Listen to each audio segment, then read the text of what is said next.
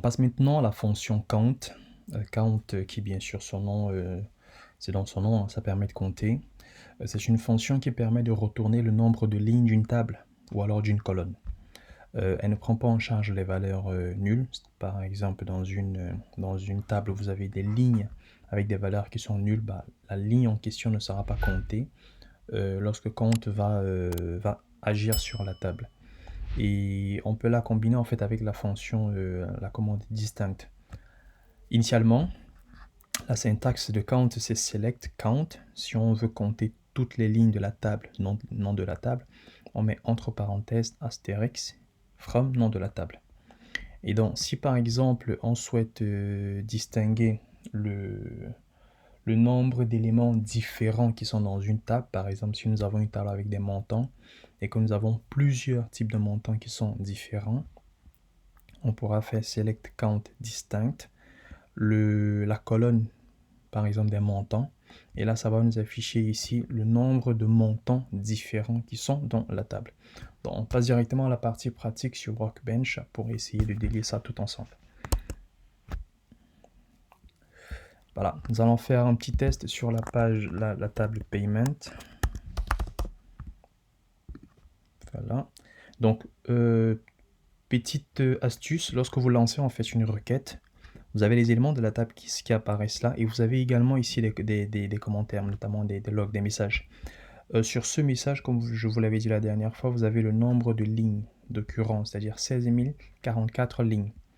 Et donc, ça peut nous permettre en même temps d'avoir déjà un aperçu sur le nombre de lignes pour éventuellement ne pas faire la commande count, enfin la fonction count, mais on la fait quand même dans select count, entre parenthèses, toute la table, from le nom de la table. Donc on lance ça, et là nous avons ici le nombre de lignes qui correspond exactement à celui-ci. Vous pouvez bien sûr combiner les commandes, hein. Vous pouvez, au lieu d'afficher count, si une personne peut-être ne comprend pas ça, vous souhaitez afficher peut-être ça sur un tableau, bien sûr un document, vous pouvez faire as, et là vous mettez nombre de lignes. Et c'est bon, voilà, on exécute. Et là, c'est beaucoup plus clair. Donc là, on sait que on peut même mettre nombre de lignes de la table paiement. Bon, après, ça sera un peu plus long au niveau du nom de la colonne. Donc là, c'est un peu plus clair. On peut également sélectionner, par exemple, si on revient là, on va sélectionner la colonne amount de la table. Voilà. Donc, étant donné que la colonne amount fait partie de la table paiement et que toutes les lignes de la commande sont pleines, et naturellement, elle aura le même nombre de lignes que la table en elle-même. On peut également faire ceci. Je vais supprimer ça. On revient sur la table en elle-même.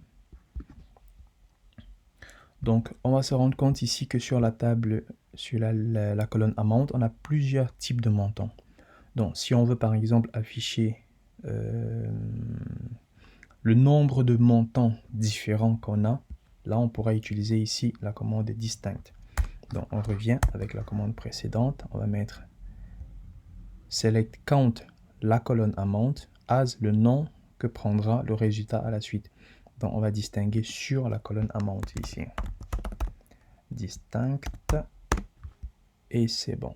Voilà, j'ai bien écrit et on est bon. Donc là, on a 19 montants différents. Voilà. Donc, en fait, cet exercice est intéressant parce que ça vous permet non seulement d'avoir une seule fonction, mais en même temps de comprendre que vous pouvez jouer avec plusieurs autres commandes de façon simultanée. Là, on a utilisé la fonction count, on a utilisé le paramètre distinct, on a utilisé le as, et tout ça dans une seule requête. Ça nous permet en fait un meilleur affichage pour une meilleure compréhension. Donc voilà, on passe tout de suite à la prochaine commande.